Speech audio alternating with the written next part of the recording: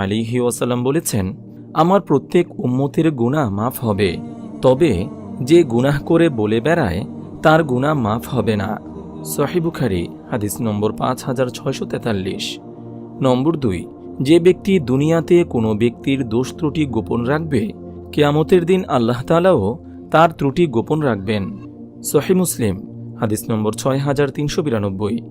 নম্বর 3, নবীজি সাল্লাল্লাহু আলাইহি ওয়াসাল্লাম বলেন, যে ব্যক্তি কোনো অমুসলিম নাগরিকের উপর জুলুম করল, কিয়ামতের দিন আমি তার বাদী হব, আর আমি যার বিরুদ্ধে বাদী হব, কিয়ামতের দিন আমি তার উপর বিজয়ী হব। আবু দাউদ হাদিস নম্বর 3052।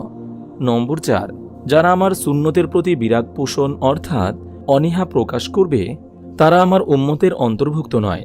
সহিহ বুখারী হাদিস নম্বর 4697। নম্বর 5, যার অন্তরে সরিষা